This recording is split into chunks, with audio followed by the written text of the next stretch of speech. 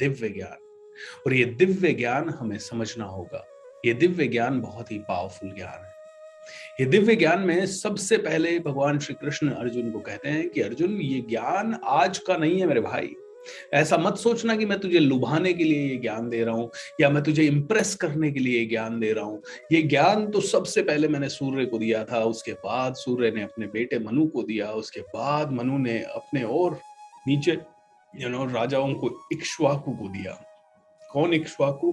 इक्ष्वाकु कौन? इक्ष्वाकु भगवान राम के वंशज, जिस कुल से रघुकुल के रघुकुल का स्टार्ट जहां से हुआ, वो इक्ष्वाकु। मनु कौन? कहते हैं धरती का पहला इंसान। कोई कहता है बाइबल में कहते हैं एडम एंड ईव से ये दुनिया स्टार्ट हुई, और हम सब कहते हैं हम मनु की संतान हैं। धरती की शान तू है मनु की संतान, तेरी आत्मा में स्वयं भगवान है रे।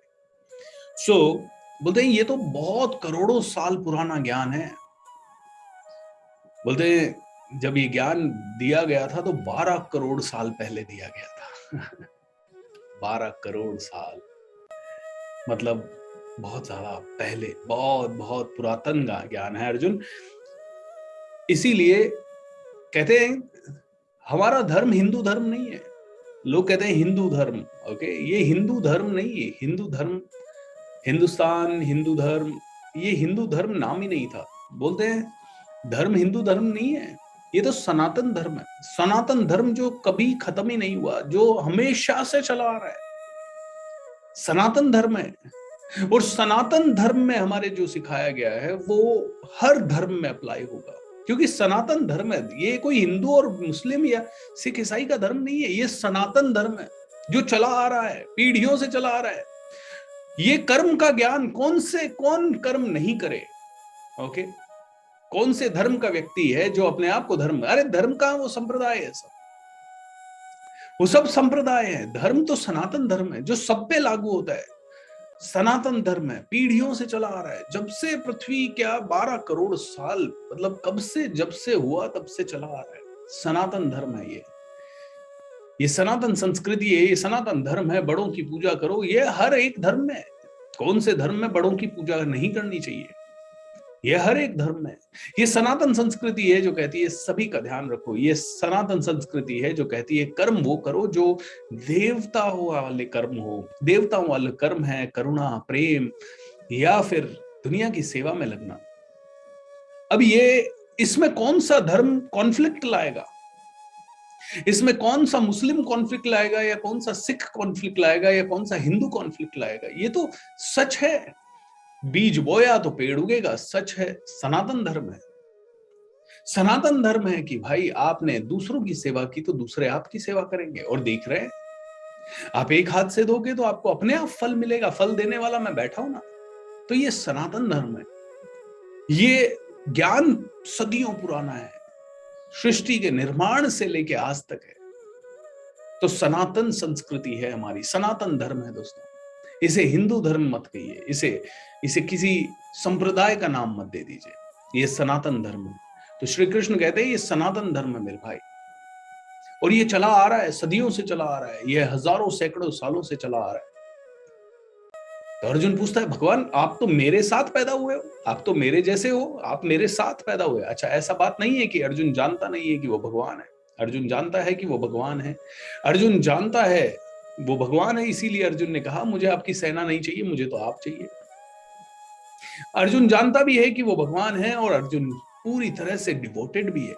श्री कृष्ण जो कहते हैं वो टाल नहीं सकता अर्जुन। इसीलिए युद्ध में जब अर्जुन के साथ भगवान श्री कृष्ण हैं, भगवान श्री कृष्ण के पास अर्जुन एज ए स्टूडेंट जाता है।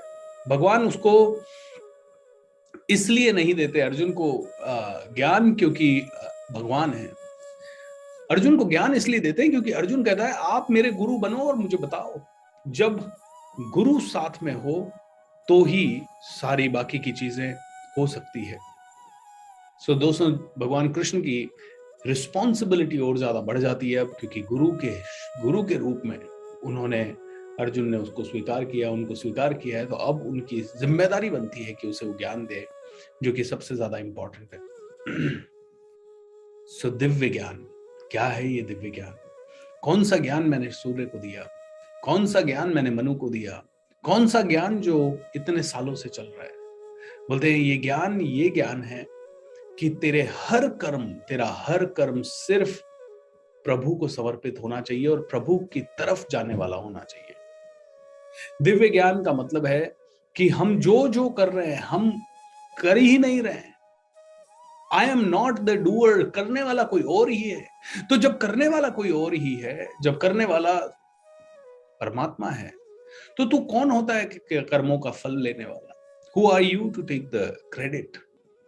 बोलता है अर्जुन कहता है कि सर दिव्य, अर्जुन कहता है कि आप तो मेरे जैसे हो। बोले नहीं, तू ये मान मत कि मैं तेरे जैसा हूं, मैं तो सदियों से हूं। बस प्रॉब्लम ये है कि तुझे तेरे जन्मों का नॉलेज नहीं है और मुझे हर एक जन्म का नॉलेज है। तो श्री कृष्ण कहते हैं कि भाई मैं तो पहले से आता हूं, जब जब अधर्म होगा तब तब मैं अवतार लेता हूं अर्जुन। और मैं 3 रीजन से अवतार लेता हूं। एक, साधुओं की रक्षा करने के लिए, दूसरा दुष्टों का नाश करने के लिए, और तीसरा मैं अवतार लेता हूं ताकि धर्म की स्थापना हो सके। जब जब अधर्म बढ़ेगा मैं अवतार लेता हूं, मैं किसी न किसी रूप में अवतार लेता हूं। मैं कभी किसी छोटे रूप में तो कभी किसी बड़े रूप में मैं अवतार लेता हूं। मैं इंसान को गाइड करने के लिए बार बार आता हूं, हर एक रूप में आता हूं, अलग अलग तरीके से आता हूं। मैंने हजारों जन्म लिए हैं अर्जुन, मैं कभी मरा ही नहीं हूं। मैं अजन्मा हूं, अमर आत्मा हूं। दोस्तों दैट इज व्हाट अर्जुन का कंफ्यूजन है। तो अर्जुन ने ये सवाल इसलिए पूछा ताकि हम जैसे लोग जो गीता पढ़े उनको समझ में आए। अर्जुन को तो पता था वो भगवान है। ओके, अर्जुन को तो पता था वो भगवान है। तो दोस्तों, तो अर्जुन से पूछा, अर्जुन पूछ रहा है मैं कैसे कर्म करूं। अब आज इस दिव्य ज्ञान में सिर्फ एक ही चीज मेजरली समझाई गई है कि कर्म कैसे होने चाहिए। और कर्म वो होने चाहिए, वो कहते हैं कि जो आप और मैं कर रहे हैं वो कर्म है ही नहीं। सबसे पहली अंडरस्टैंडिंग, जो आप और मैं कर रहे हैं वो कर्म है ही नहीं। बोलते हैं ये सारे कर्म हमें बंधन से बांधने वाले हैं, ये सारे कर्म हमें कहीं ना कहीं और ज्यादा परेशान करने वाले हैं। आप देखिए हम परेशान क्यों हैं? Let's look at this. हम परेशान क्यों हैं? कोई भी इंसान आज परेशान क्यों है? परेशान इसलिए है क्योंकि एक्सपेक्टेशंस बहुत ज्यादा है। हर चीज से एक्सपेक्टेशन है। बेटा पैदा कर दिया तो बेटे से बहुत सारी एक्सपेक्टेशन, बुढ़ापे में ध्यान रखेगा, अच्छा कमाएगा, हमारा नाम रोशन करेगा। अरे बेटा पैदा नहीं हुआ साला, उससे पहले उसके ऊपर तुमने इतनी रिस्पॉन्सिबिलिटी डाल दी, इससे पहले तुमने इतनी उससे लगाव कर लिया, इतना ज्यादा आसक्ति कर ली, इतनी ज्यादा तुमने अटैचमेंट कर लिया कि ये बेटा, अब तुम क्या कह रहे हो, मैं इसको 15-20 साल पालूंगा, पढ़ाऊंगा, लिखाऊंगा, उसके बाद ये 50 साल मेरी सेवा करना चाहिए। Look at this. आपने आप कहोगे नहीं, अगर मैं आप किसी भी माँ या बाप को बोलूंगा कि यार आपने इसी उद्देश्य से बेटे को पैदा किया है, तो वो कोई मानेगा नहीं। नहीं नहीं नहीं, हम तो प्यार करते हैं उसको, बहुत प्यार करते हैं। लेकिन वही बेटा एक बार आपसे 22 साल की उम्र में, 25 साल की उम्र में, 30 साल की उम्र में एक बार आपकी कहना नहीं मानेगा, तुरंत आपकी भावना को ऐसी ठेस पहुंचेगी क्योंकि आपने पूरी जन्म कर्म ऐसा किया जिसने आपको एक ऐसे बंधन में बांध दिया जिससे छुटकारा लाना पाना एक साधारण इंसान के लिए संभव नहीं है। क्योंकि साधारण इंसान कहेगा यार मेरा बेटा है, मेरे लिए कैसे कर दिया, मेरे को ऐसा कैसे कह दिया इसने, ये मेरे लिए सपोर्ट क्यों नहीं कर रहा, मैं इसका पिता हूं, मैं इसकी माता हूं, मेरा बेटा है, ये तो हमारी बात सुनना चाहिए, हमारी सेवा करना चाहिए, हमारे पास बैठना चाहिए हमेशा। एंड नाउ ये एक कर्म आपने किया, आप पिता बने, आप माता बने, और कहते हैं कि माता पिता का प्यार सबसे शुद्ध प्यार है और सबसे ज्यादा, इनफैक्ट उसमें भी माँ का प्रेम सबसे ज्यादा अच्छा प्रेम है। लेकिन वो माँ का प्रेम माँ को भी बांध रहा है और बेटे को भी बांध रहा है। बोलते हैं ये कोई खास कर्म नहीं है, ये कर्म नहीं है, ये कर्म नहीं है जो अपन कमाने के लिए जा रहे हैं और ये तो अपना पेट पालने के लिए जो हम कर रहे हैं, ये कर्म नहीं है। बोले कर्म जो खुद के लिए किया हुआ है वो तो कर्म है ही नहीं, वो कर्म की श्रेणी में है ही नहीं, क्योंकि वो सिर्फ आसक्ति बढ़ाएगा, वो सिर्फ अटैचमेंट बढ़ाएगा और अटैचमेंट दुख का कारण है। अटैचमेंट ही दुख का कारण है। हम सब दुखी क्यों हैं? हम सब दुखी इसीलिए हैं क्योंकि हम अटैच्ड हैं। अरे मुझे तो उस लड़की से बहुत प्यार है, उसके बिना मैं जी नहीं सकता, ये नहीं कर सकता, वो नहीं कर सकता। ऑलराइट, ठीक है। और उसके बाद उस लड़की ने तुम्हें छोड़ दिया। उसके बाद क्या हुआ? उसके बाद you are crying like mad, क्योंकि इतना अटैचमेंट पैदा हो गया, इतना अटैचमेंट, क्योंकि उससे बेटर मेरे लिए कोई नहीं है। आपको कैसे पता कि इतने बड़े संसार में उससे बेटर तुम्हारे लिए कोई नहीं है? How do you know that? नहीं नहीं, उससे बेटर मेरे लिए कोई है ही नहीं। प्रॉब्लम ये है कि हमने जितनी चीज को जान लिया, बस हमारे लिए वही बेस्ट हो जाती है। हमें लगता है कि this is the only thing which I know and this is the best thing for me in life. इससे ज्यादा बेस्ट मेरे लिए कुछ है ही नहीं। मैं बस, ये लड़की मुझसे बात करती है, ये लड़का मुझसे बात करता है, बस ये मुझे अटेंशन दे रहा है, ये मुझे अटेंशन दे रही है, ये मेरा केयर कर रहा है, ये मेरे, बस हम उतनी सी केयर से, हम उतनी सी चीज से इतना अटैच हो गए कि अब मरने मारने की बात कर रहे हैं। I mean how stupid is that? बोलते हैं कि ये जो अटैचमेंट है, ये सबसे ज्यादा बड़े दुखों का कारण है। और ये हर उस कर्म में होगा जो तुम कर्म मान के कर रहे हो। तो तुम्हें कौन से कर्म करने चाहिए? तो बार बार गीता के इस अध्याय में श्री कृष्ण कहते हैं तुम्हें नियत कर्म करने चाहिए। नियत कर्म यानी जो बताए गए कर्म हैं, जो समझाए गए कर्म हैं, बस वो ही कर्म करने चाहिए। और कर्म वो करने चाहिए जो यज्ञ हो।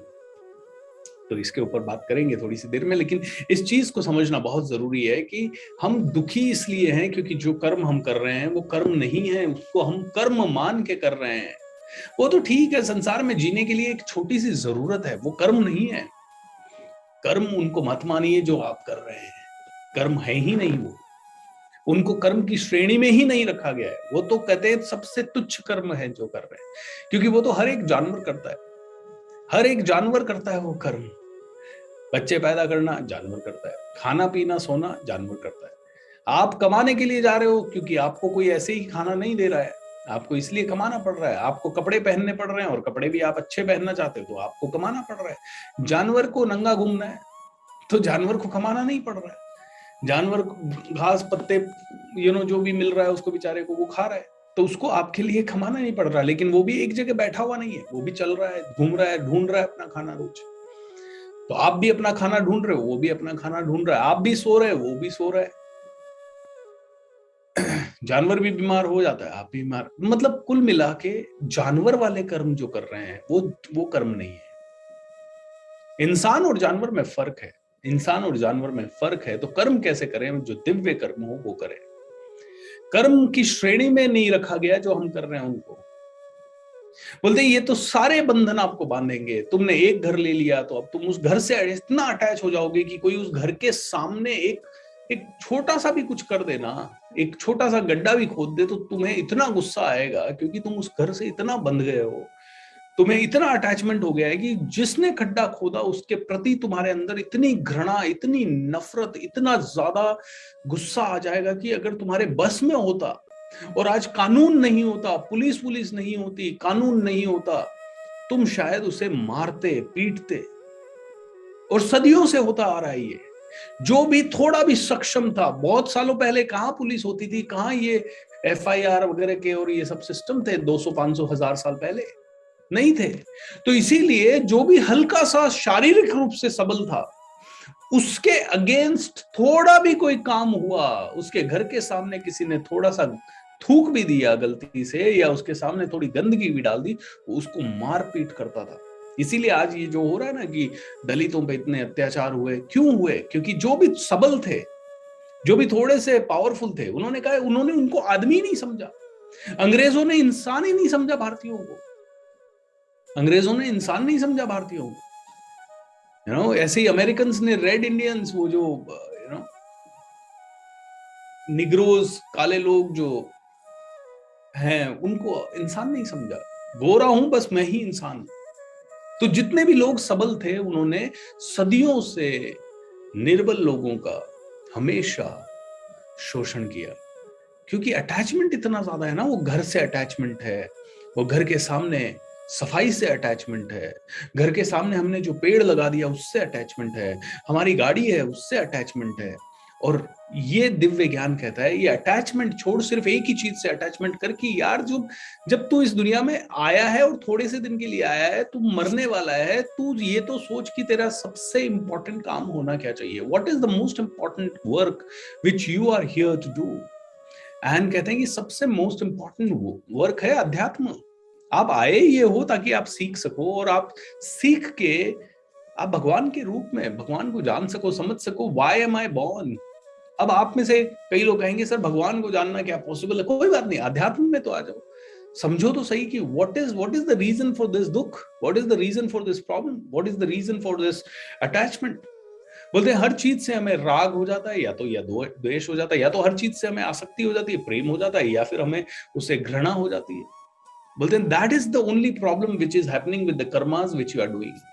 और वो सच है दोस्तों, हम सब जो कर्म कर रहे हैं उससे सिर्फ हमें या तो राग हो रहा है या द्वेष हो रहा है। हमें या तो कुछ चीजें अप्रिय लग रही है या कुछ चीजें प्रिय लग रही है, और हमें कोई भी चीज अप्रिय लग सकती है। ओके, हर चीज आप देखिए, हर चीज हमें कभी ना कभी प्रिय लग रही है, कभी कभी अप्रिय लग रही है। हर चीज, हमारा काम कभी हमें बड़ा प्रिय लगता है, कभी अप्रिय लगता है।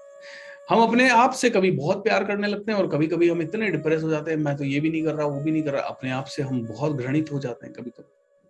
कभी कभी हम लोग अपने परिवार वालों से बहुत प्यार करते हैं, यार मेरा परिवार कितना अच्छा, परिवार कितना अच्छा, और किसी दिन परिवार वालों ने 4 गाली दे दी, परिवार अप्रिय हो जाता है। हमें पैसों से बहुत प्यार है, पैसा बहुत अच्छा है, पैसा बहुत अच्छा है, पैसा बहुत अच्छा है, लेकिन कभी कभी जब हम बहुत मेहनत करते हैं फिर भी पैसा नहीं आता तो पैसा अप्रिय हो जाता है।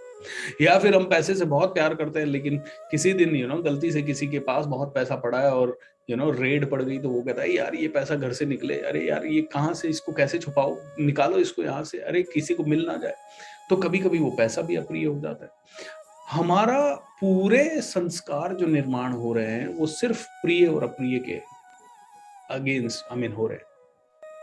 बोलते हैं लेकिन ये संस्कार निर्माण करिए किसके लिए? परमात्मा के लिए। बोलते हैं अपरम प्यार, वो क्या कहते हैं, परम शांति तो आपको तभी मिलेगी जब आप लिटरली थोड़े से स्पिरिचुअल हो पाएंगे, क्योंकि आप शांति जहां जहां ढूंढ रहे हैं वहां वहां शांति नहीं मिलेगी। तो दोस्तों इसीलिए जो हम कर रहे हैं उनको कर्म की श्रेणी में ही नहीं रखा। बोले कर्म क्या है? ओके, तो कहते हैं कर्म, कर्म, अकर्म एंड विकर्म, 3 चीजों के ऊपर भगवान ने यहां जोर दिया है कि इन तीनों को समझ। कर्म क्या है वो भी समझ, विकर्म क्या है वो भी समझ, अकर्म क्या है वो भी समझ। तो सबसे पहले विकर्म को सिंपल शब्दों में समझा दिया गया है कि विकर्म यानी विशिष्ट प्रकार से किए गए कर्म। बोलते हैं ये वो कर्म है जो कि भगवान कहते हैं कि मैं इस दुनिया में आया हूं, मैं अर्जुन, मैंने अवतार लिया है, मुझे कोई कर्म नहीं बांधता, क्योंकि मैं जो कर्म कर रहा हूं वो बस इस संसार में रहने के लिए, जो मानव जीवन के लिए खाना जरूरी है तो बस वो खाना है, लेकिन उस खाने से अटैचमेंट नहीं रखना। कहते हैं कि योगी जैसा कर्म होना चाहिए, योगी जैसा कर्म जिसमें योगी की कहते हैं 3 चीजें कहते हैं। योगी का आधार दृढ़ होना चाहिए, योगी का आसन दृढ़ होना चाहिए, योगी की निद्रा दृढ़ होनी चाहिए। योगी का आहार दृढ़ होने का मतलब है योगी सिर्फ उतना ही खा रहा है जितना उसके जीवन को चलाने के लिए, वो खाने से अटैचमेंट नहीं हो रहा, अरे 56 भगवान है और लाओ भाई, खीर और लाओ और ये सब लाओ। और तो योगी जैसा कर्म, बोलते मैं आता हूं, मैं कोई भी कर्म इसलिए नहीं कर रहा हूं मैं क्योंकि मुझे उस कर्म से कुछ चाहिए, मुझे चाहिए ही नहीं उस कर्म से। मैं इस दुनिया में जो भी काम कर रहा हूँ वो इंसानी शरीर में आया हूँ, तो इंसानी शरीर के लिए जो जो जरूरी है वो चीजें मैं छोटी छोटी कर रहा हूँ। ठीक है भाई, अभी माँ के कोख से पैदा हुए हैं तो माँ को प्यार देना ही है, भाई है ये मेरा तो भाई को सपोर्ट करना ही है, लेकिन अटैचमेंट नहीं कि यार मेरे भाई को, मेरे बेटे को कुछ हो गया तो बोलते मैं अटैच नहीं हूं तो मुझे कोई कर्म का बंधन बांध नहीं सकता। तो जो इंसान डिवाइन लेवल पे पहुंच जाता है या एनलाइटनमेंट के लेवल पे पहुंच जाता है, उसको कर्म के बंधन नहीं बांधते। जैसे गौतम बुद्धा को एनलाइटनमेंट मिल गया था शायद जब वो 30-35 साल के थे, लेकिन उसके बाद भी वो 80 साल तक या जब तक उनकी लास्ट ब्रेथ थी तब तक दुनिया को सर्व कर रहे थे, तब तक वो लोगों को ज्ञान दे रहे थे, तब तक वो लोगों को मोक्ष कैसे पाना है वो बता रहे थे, समझा रहे थे, मेडिटेशन सिखा रहे थे, वो हर रोज कर्म कर रहे थे। वो ऐसा नहीं कि अब तो मुझे एनलाइटनमेंट मिल गया उसके बाद तो वो कर्मों के बंधन से छूट गए, फिर उनको कर्म करने की जरूरत क्या थी। लेकिन संसार में आया हो तो संसार में बने रहने के लिए जो छोटे कर्म करने हैं कि भाई खाना खाना है तो थोड़ा सा अनाज उगाना ही पड़ेगा, लेकिन आप उस अनाज से इतना अटैच हो गए, मेरा अनाज, इससे मेरे को इतना पैसा मिलेगा। बताइए, ये सब गलत है। आपको जिंदगी चलाने के लिए जो करना है वो करें आप, लेकिन उससे अटैचमेंट जो हो जाता है, आप ये सोच ले अटैचमेंट क्यों हो जाता है, क्योंकि ये लगता है आई एम द डूअर, मैंने 10 साल लगाया, मैंने 5 साल लगाया, मैंने 15 साल लगाया, मैंने 20 साल लगाया, मैंने 25 साल लगाया, मैंने इस तरह से किया, मैंने उस तरह से किया, मैंने इतने पापड़ बेले, मैं इतनी देर पैदल चला। ओके, अब ये देखिए, वही पैदल चलना जब आपको लगता है अटैचमेंट है, यार मैं इतनी दूर पैदल चल रहा हूं, मेरे को 200 रुपए मिलने चाहिए, और फिर वो 200 रुपए आप मान लीजिए कहीं पे बहुत दूर पैदल चल के गए और आपने दिन भर काम किया और आपको 500 रुपए मिले और उसमें 1 रुपया भी कम मिला, तो आप इतने नाखुश हो जाओगे। और आपको 499 मिला वो खुशी नहीं देगा, लेकिन वो जो 1 रुपया कम मिला ना, वो आपको इतना दुख देगा, क्योंकि आप उस कर्म से इतना अटैच हो गए हो कि मैं इतना इसलिए चल रहा हूं क्योंकि 500 मिले, मैं इतना काम इसलिए कर रहा हूं क्योंकि 500 मिले। भयंकर अटैचमेंट। और वो ही मान लीजिए 10 किलोमीटर आप पैदल चले, वही 10 किलोमीटर आप मॉर्निंग वॉक के रूप में पैदल चल रहे हैं, आप इंजॉय करने के लिए पैदल चल रहे हैं, तो आपको कोई अटैचमेंट नहीं है, आपको लगेगा भी नहीं कि मैं 10 किलोमीटर आया हूं। जहां अटैचमेंट नहीं है वहां फन है, जहां अटैचमेंट नहीं है वहां सेम कर्म आपको खुशी देगा, जहां अटैचमेंट नहीं है वहां पे कर्म होने का एहसास ही नहीं रहेगा। कितनी प्यारी बात है ना। आप पढ़ रहे हो, आप एक स्टूडेंट हो, इसको सरल भाषा में समझे तो जब एक स्टूडेंट सिर्फ इसलिए कर्म कर रहा है उसको मार्क्स मिल जाए और उसको मार्क्स कम मिले, वो डिप्रेस हो जाएगा। लेकिन अभी मैं भगवत गीता इसलिए पढ़ रहा हूँ क्योंकि मुझे अच्छा इंटरेस्ट लग रहा है, मुझे बड़ा मजा आ रहा है, मैं रोज ये इसलिए पढ़ूंगा, यार आज इनको सिखाना है यार, इसलिए पढ़ना पड़ेगा, शिट मैन, रात को 11 बज गए यार, फिर से पढ़ना पड़ेगा, दिस इज नॉट डन। मतलब मुझे बड़ा मजा आ रहा है, और ये जब मजा आ रहा है तो कोई फर्क नहीं पड़ता कि मैंने इसके ऊपर 1 घंटा बात की या नहीं की, या आपको समझ आया नहीं आया, बट मुझे बड़ा अच्छा लग रहा है। और अच्छा अच्छा इसलिए लग रहा है क्योंकि मुझे समझ आ रही है चीज।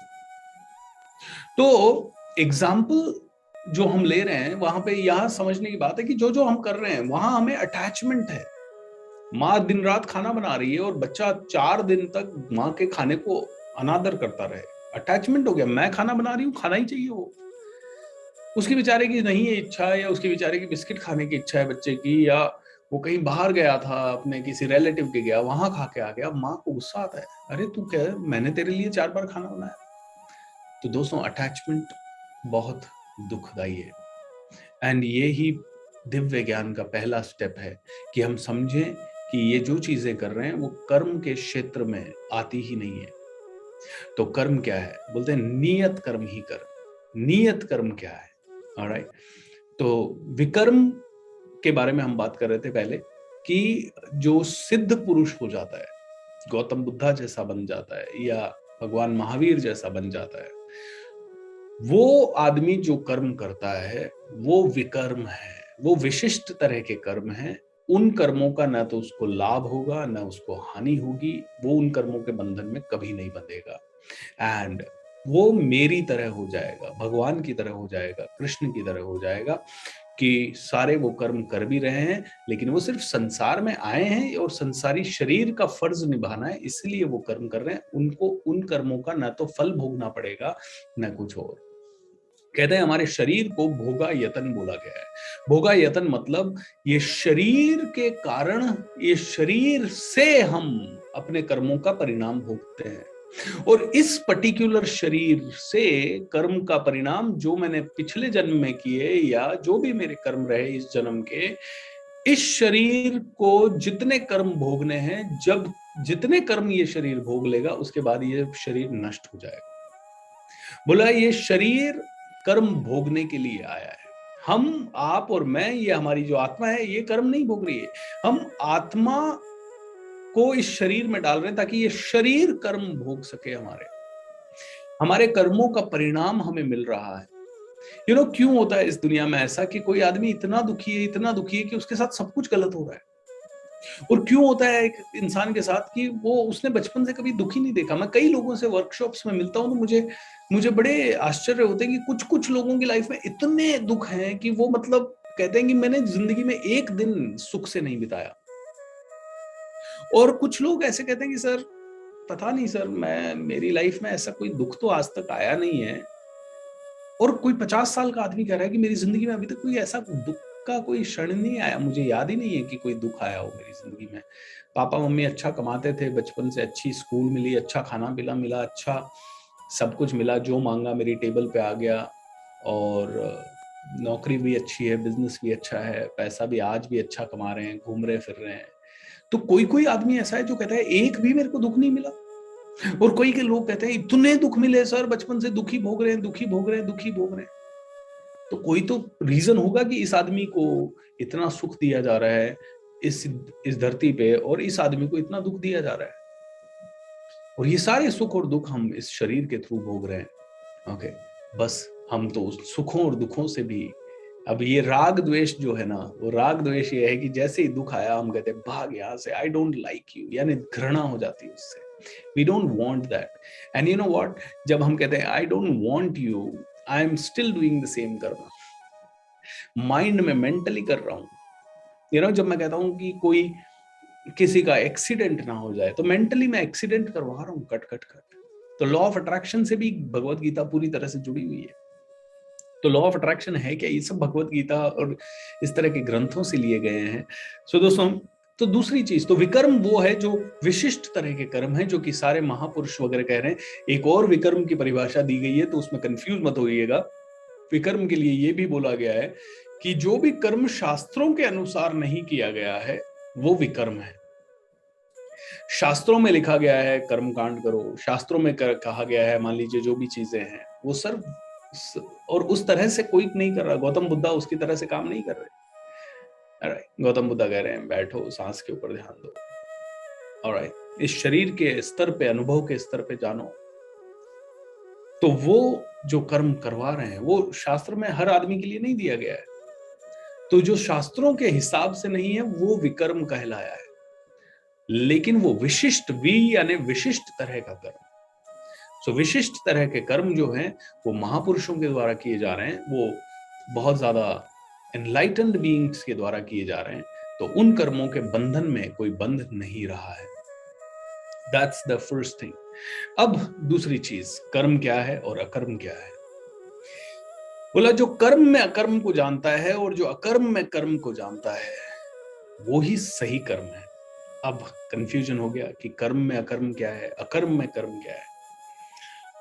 तो यहां पे सबसे पहले अकर्म को समझते हैं। अकर्म वो चीज है जहां पे कर्म आपने किया और फल की इच्छा बिल्कुल नहीं की, वो अकर्म कहा गया है। जिसमें फल की इच्छा आप बिल्कुल नहीं कर रहे, आप बस। और कर्म किसको कहा गया है? कर्म उस चीज को कहा गया है जहां पे कि आप हर चीज को, मतलब निष्काम कर्म यानी अकर्म, सकाम कर्म यानी कर्म। अब आप कहोगे सकाम कर्म क्या अच्छा कर्म है? अभी तो आपने कहा कि जो जो हम संसार में कर रहे हैं, कामना से कर रहे हैं, ये पैसा मिल जाए, ये धन मिल जाए, वो कर्म ही नहीं है। तो यहाँ सकाम कर्म किस चीज को कहा गया है? सकाम कर्म कहा गया है हर वो कर्म जो हमें सिर्फ प्रभु की प्राप्ति के लिए कर रहे हैं, या जो हम सिर्फ एनलाइटनमेंट के लिए कर रहे हैं, या सिर्फ हम मोक्ष के लिए कर रहे हैं, या हम भगवान के जैसा बनने के लिए या भगवान की तरफ जाने के लिए कर रहे हैं, जो आध्यात्म की सीढ़ियों पे कदम रखने के लिए जो कर्म कर रहे हैं, उस इच्छा को रखते हुए कर रहे हैं कि मुझे भगवान मिल जाए, मैं भगवान जैसा बन जाऊं, या मेरा आचरण प्रकृति जैसा हो जाए। जो सकाम कर्म ऐसा जो जिसमें इस तरह की भावना है जहां पे कि मैं बहुत ही दिव्य बन जाऊं या देवीय बन जाऊं, मेरे अंदर देव तत्वों का ज्यादा ग्रोथ हो जाए, इस कामना से किए गए कर्मों को कर्म कहा गया है, सकाम कर्म। सकाम कर्म, सकाम मतलब जानबूझ के काम, किसी कामना के साथ। लेकिन कामना कैसी? कामना ईश्वरीय कामना, कामना देवीय कामना। अब सकाम कर्म जब आप आदमी करेगा तो वो दिव्य पुरुष बन जाएगा। और निष्काम कर्म करेगा, अब प्रभु का आदेश मान के हर चीज को जाएगा और ये जानते हुए करेगा I am not the doer, वो है अकर्म। I am not the doer, दुख आया मैं दुख को भी झेल रहा हूं, मैं सुख आया सुख को झेल रहा हूं, मैं दुख आया दुख के साथ दुखी नहीं हो रहा, मैं सुख आया सुख के साथ बहुत ज्यादा सुखी नहीं हो रहा। मैं बहुत आराम से अपनी जिंदगी जी रहा हूँ। जैसे अभी अभी आज भजन चला ना, सीताराम सीताराम सीताराम कहिए, जाहि विधि राखे राम ताहि विधि रही। तो विकर्म को 1 मिनट के लिए छोड़ देते हैं। विकर्म यानी विशिष्ट तरह के कर्म, यानी वो कर्म जिनका ना तो फल मिलेगा ना कुछ और होगा। ओके, जिन कर्मों के बंधन में बिल्कुल बंध ही नहीं पाओगे आप, वो विशिष्ट तरह के कर्म हैं, वो सिद्ध पुरुषों के द्वारा किए गए हैं, एनलाइटेंड बीइंग्स के द्वारा किए गए हैं। तो उनको हम छोड़ते हैं, हम कर्म और अकर्म को समझ लेते हैं। कर्म वो नहीं है जो आप और मैं कर रहे हैं, कर्म वो है जो हम करें और जो हमें ईश्वर के समीप ले जाए, और ईश्वर के समीप जाने की इच्छा से किए गए कर्म कर्म है। हम कर्म वो करने की सोच ही नहीं पा रहे, हम उसके ऊपर अध्ययन ही नहीं कर रहे, हम उसके ऊपर चिंतन ही नहीं कर रहे। कहते हैं कि अब कर्म कैसे करो, जो निर्धारित नियत कर्म है वो करो। नियत कर्म कौन से हैं? जो भगवान के पास ले जाएं वो कर्म है नियत कर्म। और नियत कर्म में सबसे बड़ा कर्म कहा गया यज्ञ करो। अब यज्ञ करते ही, यज्ञ का नाम आते ही हमारे माइंड में आ गया है कि यज्ञ मतलब अग्नि प्रज्वलित कर दी, उसमें कुछ तो डाल रहे हैं और स्वाहा कर रहे हैं। ऑलराइट, हमारे मन में यज्ञ का मतलब ये आता है, लेकिन भगवान श्री कृष्ण का मतलब ये नहीं है यज्ञ से। भगवान श्री कृष्ण का मतलब है यज्ञ। बोलते हैं ये जो कर रहे हो ना, ये तो यज्ञ नहीं है, ये तो शुद्धिकरण का एक छोटा सा उपकरण है कि हाँ भाई अग्नि होगी, आसपास अग्नि जलेगी, उसमें आप कुछ अच्छा डालोगे, उससे खुशबू फैलेगी, तो आसपास के नेगेटिव एनर्जी थोड़ी नष्ट होगी, पवित्रता आएगी, क्योंकि अग्नि के अंदर वो पावर है कि वो दुर्गुणों को जलाती है। तो ये यज्ञ नहीं है, ये एक प्यूरिफिकेशन का एक प्रोसेस है। इसका नाम यज्ञ दिया गया है, वो बात अलग है। ठीक है, बोलते हैं असली यज्ञ क्या है?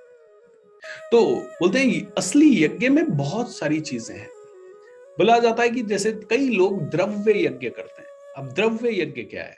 द्रव्य यज्ञ यह है कि जहां, जैसे जनरली लोग क्या कहते हैं, द्रव्य यज्ञ क्या कहते हैं कि अग्नि के कुंड में आप घी डाल रहे हो, द्रव्य डाल रहे हो, द्रव्य यानी लिक्विड डाल रहे हो, तो वो द्रव्य यज्ञ हो गया। लेकिन नहीं, दैट इज नॉट ट्रू। भगवान श्री कृष्ण कहते हैं कि अगर आपको इस जीवन में आप आए हो तो आप कई तरह के यज्ञ कर सकते हो। आप द्रव्य यज्ञ कर सकते हो। द्रव्य यज्ञ क्या है? आप पैसा कमाओ, अच्छा पैसा कमाओ, और उस पैसे को सिर्फ अपने भोगने के लिए नहीं कमाओ। आप उस पैसे को यूज करो, आप उस पैसे को यूज करके सड़कें बनवाओ, आप उस पैसे को यूज करके हॉस्पिटल्स बनवाओ, आप उस पैसे को यूज करके भगवान के लिए कुछ करो, आप उस पैसे को इस्तेमाल करके गरीबों की सेवा करो। बोले द्रव्य यज्ञ वो है जहां आप अपनी चीजों को इस्तेमाल करके, जो चीजें आपको मिली है उन्हें आप डोनेट करके या उनका इस्तेमाल करके जीवात्मा की सेवा करो।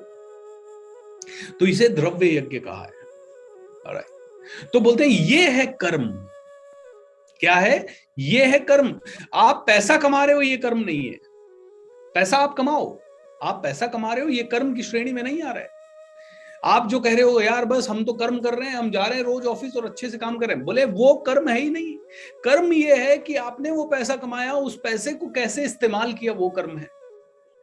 तो भगवान श्री कृष्ण कह रहे हैं कि कर्म वो जो जो बहुत ही उच्च क्वालिटी का हो। हम जो कर रहे हैं वो कर्म नहीं है। हम पैसा कमा रहे हैं और पैसे को भोग रहे हैं, वो कर्म नहीं है।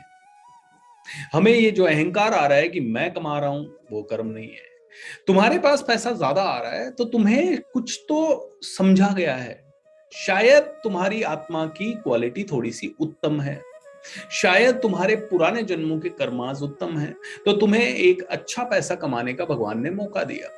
तुम्हें अच्छा पैसा कमाने का भगवान ने मौका दिया। अब तुम उस पैसे को सिर्फ एज ए प्रसाद मानो, और अपने लिए जितना जरूरी है उतना खुद खाओ, और खुद के लिए जरूरी जितना है बस उतना ही, और बाकी सब दूसरों के लिए लगाओ, और अच्छे तरह से लगाओ, सिस्टमैटिक तरीके से लगाओ। जब राजा राजगद्दी पे बैठता है तो राजगद्दी पे बैठने के बाद जितना भी पैसा आता है, क्या राजा को खुद के परिवार के ऐशो आराम में लगाना चाहिए? वो क्या राजा को सिर्फ अपने बच्चे को करोड़ों अरबों खरबों रुपए की शादी करने में वो लगाना चाहिए? प्रजा का पैसा है, प्रजा से लगान वसूल किया है, प्रजा से पैसा कमाया है राजा ने। आज प्रधानमंत्री या राष्ट्रपति या आज मुख्यमंत्री, ये सभी लोग प्रजा का पैसा इस्तेमाल कर रहे हैं। हम जीएसटी दे रहे हैं, हम टैक्स दे रहे हैं, हम इनकम टैक्स दे रहे हैं, हम 17 तरह के टैक्स दे रहे हैं, हम रेस्टोरेंट में खाना खाने जा रहे हैं तो वहां टैक्स दे रहे हैं, हम पेट्रोल खरीद रहे हैं तो वहां टैक्स दे रहे हैं, उसके अलावा जीएसटी और उसके अलावा हम अपना इनकम टैक्स। तो इतना सारा, मैं अगर 1 करोड़ रुपया कमा रहा हूं तो मैं 1 करोड़ में से 40 लाख रुपए 50 लाख रुपए सरकार को दे रहा हूँ। ऑलमोस्ट हर तरह का, हर चीज पे टैक्स लगा दे रहा हूं ना।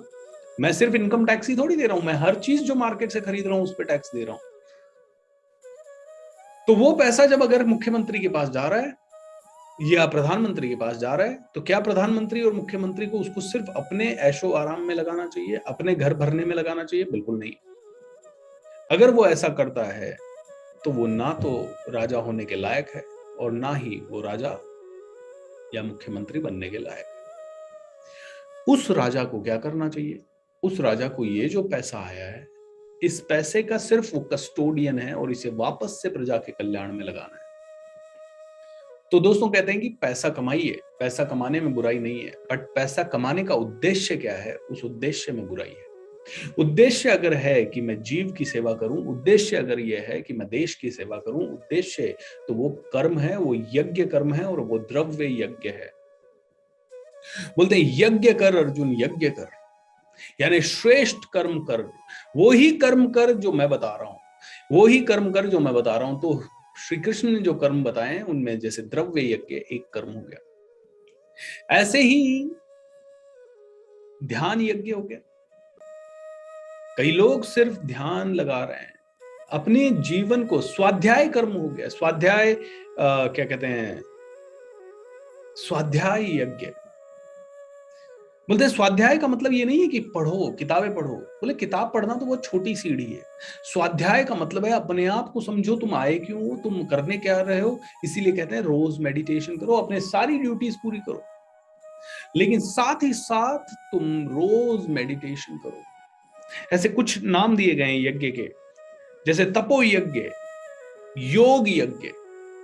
बोले योग जो कर रहा है तो वो योग यानी कहीं ना कहीं परमात्मा से मिलन के लिए। प्राणायाम यज्ञ, जो प्राणायाम से, आपने देखा होगा विपश्यना क्या है, प्राणायाम क्या यज्ञ है विपश्यना। विपश्यना मतलब विशेष तरह से देखना। आप देख रहे हो, विशेष तरह से देख रहे हो अपने जीवन को, विपश्यना। आप विपश्यना कर रहे हो, आप एक एक चीज को देख रहे हो, आपके शरीर में क्या हो रहा है अनुभव से जान रहे हो, आप अपनी सांस को देख रहे हो, आप आनापान कर रहे हो। बोले ये प्राणायाम यज्ञ है। तो भगवान श्री कृष्ण ने कहा है कि यज्ञ हर वो चीज यज्ञ है जिसका उद्देश्य दुनिया के कल्याण के लिए हो या भगवान की प्राप्ति के लिए हो। दुनिया के कल्याण के लिए या भगवान की प्राप्ति के लिए ये जान के किया हुआ कर्म हो कि मैं तो करता हूं ही नहीं, मैं कर ही नहीं रहा हूं, जो मुझे मिला है वो प्रसाद है, जो मुझे मिला है वो मेरा बोनस है, जो मुझे मिला है वो अच्छा है, और मैं कुछ भी लेके आया नहीं था, मैं कुछ भी लेके जाने नहीं वाला हूं, मैं आसक्ति नहीं रखूंगा किसी चीज से। I know it's very difficult, मैं भी इसके ऊपर बात कर रहा हूं, डजंट मीन दैट मेरे अंदर डिटैचमेंट पूरा आ गया, लेकिन यस डिटैचमेंट काफी हद तक आ गया है, अच्छे लेवल पे आ गया है। अब छोटी चीजें तकलीफ नहीं देती, अब थोड़ा बहुत पैसों का नुकसान या किसी की थोड़ी बहुत चीटिंग, इनसे फर्क नहीं पड़ता। तो आया हूं, कुछ लेवल पे आया हूं, और लेवल बढ़ाना है। सो कर्म क्या है, बार बार तो दिव्य कर्म बताया है कि बार बार इस चैप्टर में एक ही चीज बताइए, जो आप अपनी इंद्रियों की तृप्ति के लिए करते हो वो कर्म नहीं है। जो आप इंद्रियों की तृप्ति के लिए करते हो वो कर्म नहीं है। आपको पेट को भूखा है, भूख लग रही है, उतना खाना खा लो जितना जिंदा रहने के लिए जरूरी है। ऑलराइट, ऐसा नहीं है कि खाना खाना ही नहीं है, क्योंकि अरे इंद्रियों की तृप्ति करने के लिए तो कर्म है, बताया ही नहीं है भगवान ने, तो खाना खाना ही नहीं है। आप खाना खा लो, आप स्नान कर लो, ठीक है। आपको कुछ अच्छा लग रहा है तो आप उसको सुन लो, कोई बात नहीं, अच्छा म्यूजिक है आप सुन लो, कोई बात नहीं। लेकिन ऐसा नहीं है कि आप इतने दीवाने हो गए कि दिन रात म्यूजिक ही सुने जा रहे हो। तो अटैचमेंट के बिना किया गया कर्म कर्म है। तो दोस्तों अगर मैं कुछ लाइनें गीता से पढ़ूं तो ओके, इस संसार में मनुष्य सकाम कर्मों में सिद्धि चाहता है, फल स्वरूप वे देवताओं की पूजा करते हैं। निसंदेह इस संसार में मनुष्यों को सकाम कर्म का फल शीघ्र प्राप्त होता है। तो सकाम कर्म अभी थोड़ी देर पहले मैंने बताया, कर्म एंड अकर्म।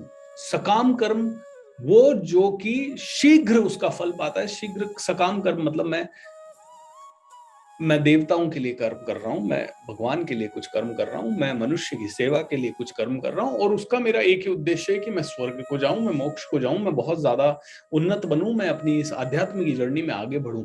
जिस भी कर्म का उद्देश्य है आध्यात्मिक उन्नति करना, वो सकाम कर्म बताया गया है। और अकर्म उस चीज को बताया गया है, या अकर्म यानी निष्काम कर्म। निष्काम कर्म वो चीज को बताया गया है जहां पे कि आपकी इवन वो भी इच्छा नहीं है, आप सिर्फ अच्छा काम कर रहे हो क्योंकि आपको लगता है भगवान ने आपको एक इंस्ट्रूमेंट बनाया है अच्छा काम करने का, और आप अच्छा काम कर रहे हो। बोलते हैं मुझ पर किसी कर्म का प्रभाव नहीं पड़ता, ये तो भगवान श्री कृष्ण ने अपने लिए कहा है। कर्म क्या है और अकर्म क्या है, इसे निश्चित करने में बुद्धिमान व्यक्ति भी मोहग्रस्त हो जाते हैं। अतएव मैं तुमको बताऊंगा कि कर्म क्या है, इसे जानकर तुम सारे अशुभ से मुक्त हो सकोगे। कर्म की बारीकियों को समझना अत्यंत कठिन है, तो मनुष्य को चाहिए कि वह यह ठीक से जाने कि कर्म क्या है, विकर्म क्या है और अकर्म क्या है। जो मनुष्य कर्म में अकर्म और अकर्म में कर्म देखता है, वह सभी मनुष्यों में बुद्धिमान है और सब प्रकार के कर्मों में प्रवृत्त रह के भी दिव्य स्थिति में रहता है। जो स्वतः होने वाले लाभ से संतुष्ट रहता है, जो द्वंद्व से मुक्त है और ईर्ष्या नहीं करता, जो सफलता तथा असफलता दोनों में स्थिर रहता है, वह कर्म करता हुआ भी कभी बंधता नहीं है। मतलब देखिए, इस दिव्य ज्ञान का मतलब यह है कि सब कुछ संसार, सब कुछ भगवान है, सब कुछ भगवान ने क्रिएट किया है, सब कुछ अंत में भगवान का ही क्रिएशन है। आपका शरीर भगवान का क्रिएशन है, मेरा शरीर भगवान का क्रिएशन है। ये शरीर किसी दिन गायब हो जाएगा। बोलते हैं कि इस पूरे जन्म में आप जो भी काम कर रहे हो, जो भी काम कर रहे हो, उससे आपको दुख ही मिल रहा है। और जब आपको बार बार, और हजारों लोग दुखी है। गौतम बुद्धा को कैसे मोक्ष मिला? उनको इसीलिए तो मिला कि यार ये भी दुखी है, ये भी दुखी है, ये बुढ़ापे के कारण दुखी है, ये जवानी के कारण दुखी है, ये नहीं कमाने के कारण दुखी है, ये ज्यादा कमाने के कारण दुखी है, ये ज्यादा खा के दुखी है, ये कम खा के दुखी है। चमड़ी में कभी रोग आ गया, कभी कुछ फोड़ा आ गया, कभी फुंसी आ गई, कभी कुछ ताप आ गया, कभी बुखार आ गया। बोला ये तो रोग ही रोग है, सब तरफ प्रॉब्लम ही प्रॉब्लम है, हर चीज में प्रॉब्लम है, हर चीज में दुख है। तो गौतम बुद्धा ने कहा जीवन दुख है। क्या है? जीवन दुख है। और दूसरी चीज, फिर उन्होंने एनलाइटनमेंट के लिए काम किया। उन्होंने कहा यार दुख है तो इस दुख का निवारण भी होगा, कोई ना कोई निवारण तो होगा, कोई ना कोई तरीका तो होगा कि इस दुख से पार जाया जा सके। तो बोलते हैं जब गौतम बुद्धा के मन में ये जिज्ञासा जागी कि इस दुख से पार जाया जा सके, तो हमारे मन में ये जिज्ञासा क्यों नहीं जाग रही कि हम इस दुख से पार जा सके? हम क्यों इसी दुख में और ज्यादा गड़ रहे हैं? हम इस दुख में क्यों और ज्यादा गड़ रहे हैं? क्यों हम और ज्यादा कंपैरिजन कर रहे हैं? क्यों हम और ज्यादा जेलस हो रहे हैं? हमें जेलस होना क्यों है? हम जेलस हो क्यों रहे हैं? हमारा प्रॉब्लम क्या है? यार मैंने अच्छा काम किया तो मुझे अच्छा फल मिलेगा, आपने नहीं किया तो आपको नहीं मिल रहा, तो आप इसमें जेलस क्यों हो रहे हैं? नहीं, जेलसी हो रही है, अरे वो कैसे ग्रोथ कर गया, वो तो मेरे से छोटा था। अरे भाई उसने अच्छा काम कर लिया, कोई दिन रात तो वो तुम्हारे साथ में है नहीं, वो अपने घर में क्या कर रहा है, वो कौन सी किताब पढ़ रहा है, वो कौन सा वीडियो देख रहा है, उससे उसकी ग्रोथ हो रही है, तुम उससे जेलसी रख क्यों रहे हो? गौतम बुद्धा ने कहा लेकिन इंसान में, इंसानी जीवन में दुख है और दुख का निवारण है। गौतम बुद्धा ने दूसरी चीज क्या कही? दुख का निवारण है, दुख से छुटकारा पाया जा सकता है। दुख से छुटकारा पाने का कोई तो रास्ता होगा, कोई तो तरीका होगा। और ये दिव्य ज्ञान कहता है ये दुख से छुटकारा पाने का परम तरीका है। दिव्य ज्ञान जहां पे कि आप समझो you are not the doer, जहां पे कि आप जानो कि कर्म क्या है और अकर्म क्या है और विकर्म क्या है, जहां आप पूरी तरह से ये समझ जाओ। और जहां आप ये समझ जाओ कि भगवान तो हमेशा से थे, हमेशा से अवतार ले रहे थे, सदियों से यहाँ मौजूद हैं, करोड़ों अरबों सालों से यहाँ पे हैं भगवान, और करोड़ों अरबों सालों से ये सनातन ज्ञान है। तुम इस ज्ञान के आगे नहीं जा सकते, तुम यही परम ज्ञान है, यही परम तत्व है। और इस तत्व के आगे नहीं जा सकते। तुम क्या सोच रहे हो, तुम क्या सोच रहे हो, बहुत सारा पैसा कमा के, बहुत सारा सब कुछ करके तुम वहां पहुंच जाओ। पैसा कमाओ, बिल्कुल मना नहीं किया है। एक राजा अगर पैसा नहीं कमाएगा तो प्रजा भूखी मरेगी। सो गलत मत ले लेना, कोई भी गीता या कोई भी भागवत, कोई भी रामायण, कोई भी पुराण, कोई कुछ नहीं कह रहा कि पैसा ना कमाओ। कोई नहीं कह रहा कि संसारिक काम ना करो। बोले कि मैं तो खुद भगवान हूं और मैं संसार में आया हूं, तो मुझे संसार का काम करना है और संसारी तरीके से काम करना है। जिस तरह से सभी लोग काम कर रहे हैं वैसे ही मुझे काम करना है। मुझे दिखता है, दुनिया को दिखने के लिए मुझे वो वैसा ही काम करना है, लेकिन मैं एक भी काम से अटैच नहीं होना चाहता और नहीं होऊंगा, क्योंकि मैं हूं ही नहीं आ सकता। तो पूरा का पूरा चैप्टर एक ही चीज कहता है, डिटैचमेंट रखो, प्रैक्टिस डिटैचमेंट। आपने वो कहानी सुनी होगी ना कि तो टीचर ने कहा मैं ये चॉकलेट्स रख के जा रही हूँ, मेरे आने तक, मैं वापस जब तक ना आऊं तब तक जो जो बच्चा ये चॉकलेट नहीं खाएगा उसको 2 मिलेगी, और जो मेरे आने से पहले चॉकलेट खा लेगा उसको सिर्फ 1 ही मिलेगी। टीचर ये कह के चली गई। छोटे बच्चे थे, मान लीजिए 5 साल 7 साल के बच्चे। तो इस क्लास में 3 तरह के बिहेवियर देखे गए। एक बिहेवियर जो टीचर के जाते ही तुरंत चॉकलेट पे टूट पड़ा कि यार छोड़ो ना, भाड़ में गया, 2 मिलेगी 3 मिलेगी, चॉकलेट। एंड वो उसके बाद उस अपने आप को संभाल नहीं पाया, वो चॉकलेट पे टूट पड़ा और बच्चों ने चॉकलेट खाई। दूसरी तरह के बच्चे जिन्होंने कहा नहीं, टीचर ने कहा है थोड़ी देर रुको, जब तक टीचर वापस नहीं आती तब तक रुको, 2 मिलेगी। तो वो रुके रहे, अपने आप को कंट्रोल करते रहे, डिजायर्स को कंट्रोल करते रहे, और उन्हें 2 मिली बाद में। लेकिन एक और कैटेगरी बनी इस ग्रुप में, तीसरी तरह के बच्चे। वो तीसरी तरह के बच्चे, टीचर गई और खेलने में मस्त हो गए, चॉकलेट को भूल गए।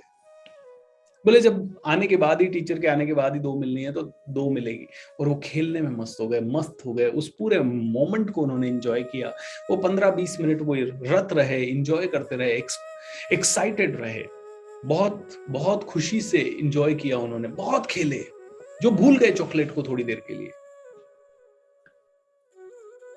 यू नो व्हाट, उसके बाद 15-20 साल, 25 साल, 30 साल उन बच्चों की लाइफ को मॉनिटर किया गया, और जो तीसरी कैटेगरी के बच्चे थे जो भूल गए थे चॉकलेट को, पाया गया कि उन्होंने अपने जीवन में सबसे ज्यादा तरक्की करी। जो दूसरे कैटेगरी के बच्चे थे उन्होंने उनसे थोड़ी कम तरक्की की, और जो तीसरी कैटेगरी के बच्चे थे उन्होंने ज्यादा तरक्की की ही नहीं अपनी लाइफ में। सो जहां पे बात आ रही है डिटैच्ड होके काम करने की, वहां पे बात ये आ रही है कि आप काम में इतना फोकस्ड हो कि आपको फर्क नहीं पड़ रहा कि आपको कितना 100 करोड़ मिलेगा, क्या मिलेगा। आप बस इसलिए काम कर रहे हो because every day you want to become better. Confusing है दोस्तों, I can understand this, but then ये ही तरीका है इसे समझने का। इसके बारे में चर्चा तो करनी पड़ेगी। हम ये कंफ्यूजन है, डिफिकल्ट है, ये मान के इसको समझना ही छोड़ देंगे तो मजा नहीं आएगा। थोड़ा थोड़ा मैं जब इसे पढ़ रहा हूं तो रिलेट कर पा रहा हूं। ऑब्वियसली हम सब थोड़े थोड़े अटैच्ड हैं, हम सब बंधे हुए हैं। यार हमारे गरीबी ऐसी थी, बचपन ऐसा था, तो बचपन में जो दुख दर्द हमने झेले वो हमें आगे नहीं चाहिए, इसलिए हमें इतना बड़ा घर चाहिए, इसीलिए हमें इतनी तरह की जिंदगी चाहिए, इसीलिए हमें विदेश ट्रिप करनी है, इसीलिए हमें अच्छी होटल्स में जाना है, इसीलिए हमें अच्छी कारें चाहिए।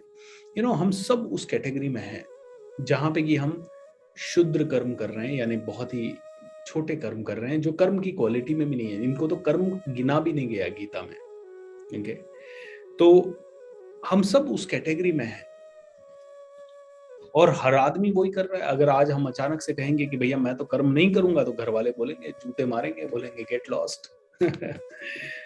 तो श्री कृष्ण कहते हैं कि आप वो सब करो जो कि धरती पे मनुष्य को करना चाहिए, लेकिन आप हमेशा अल्टीमेट गोल को जरूर याद रखो। What is the ultimate goal, what is the ultimate truth, उसको जरूर ध्यान में रखो। अल्टीमेट ट्रूथ क्या है? बोलते हैं अल्टीमेट ट्रूथ, तो कहते हैं दिव्य ज्ञान को फोकस रख के अब तू सारे कर्म कर। तू कर्म कर और सारे कर्म इस दिव्य ज्ञान को, इसीलिए चौथे चैप्टर का नाम दिव्य ज्ञान दिया है।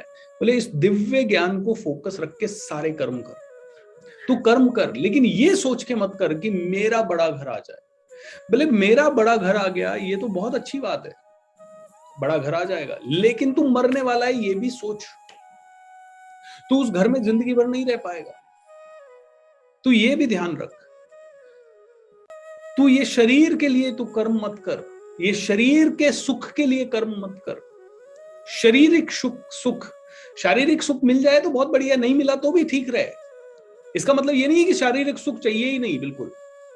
कृष्ण ये बिल्कुल नहीं कहते कि तुम शारीरिक सुख की तरफ बिल्कुल नहीं, लेकिन कृष्ण ये कहते हैं कि जब ये शरीर तो मरने ही वाला है, तो इस शारीरिक सुख मिले या ना मिले, मिल जाए तो अच्छा है, ना मिले तो अच्छा है, लेकिन तू सिर्फ ये ध्यान रख के कर्म कर कि जब तू मरने ही वाला है, तुझे बिना यज्ञ के शांति, मतलब बिना सेक्रीफाइस की शांति तुझे वैसे भी इस जन्म में नहीं मिल रही। तुझे अगर आईएएस ऑफिसर बनना है तो तुझे 10 साल 5 साल पढ़ाई करनी पड़ेगी, तुझे सेक्रीफाइस करना पड़ेगा, तभी तुझे जाके कुछ मिलेगा। तो कहते हैं कि अगर आपको आध्यात्मिक उन्नति के लिए शारीरिक सुखों का सेक्रीफाइस करना पड़े तो आप इसे गलत मत मानो। आप और मेरे जैसे इंसान क्या कहेंगे, अरे यार वो सन्यासी बन रहा है, कितना बेवकूफ है, ऑलराइट, कहीं ना कहीं हम उस पे, लेकिन वो कहते हैं कि यार जब तुम जो कर रहे हो उससे भी तुम्हें दुख मिल रहा है, तो आध्यात्मिक उन्नति के लिए जो दुख पाना है तो उसमें कहां दिक्कत है। ये एक ओछा इंसान की ओछी बुद्धि कहेगी कि अरे वो सन्यासी बन रहा है, वो तो सब कुछ छोड़ रहा है, लेकिन वो सन्यासी की बुद्धि कहती है मैं परमात्मा को पाने के लिए जा रहा हूं। एंड वो दिन रात फिर तपस्या करता है, वो तपो यज्ञ करता है। तपस्या यानी तपो यज्ञ, तप करना यानी कि अपनी इंद्रियों को वश में करना। अपनी इंद्रियों को वश में करके वो एक जगह बैठ जाता, ध्यान यज्ञ करता है, वो पूरी तरह से यज्ञ करता है। वो यज्ञ है दोस्तों, उन सभी को यज्ञ की श्रेणी में रखा गया है जो परमात्मा की प्राप्ति के लिए किए जाएं। और परमात्मा की प्राप्ति का मतलब है जीवों की सेवा करना, कर्मों से अटैच नहीं होना, और ये जानते हुए कर्म करना कि ये शरीर नश्वर है, ये शरीर मरने वाला है, हमें वो कर्म करने हैं जो कि हमें शरीर के पार ले जा सकें।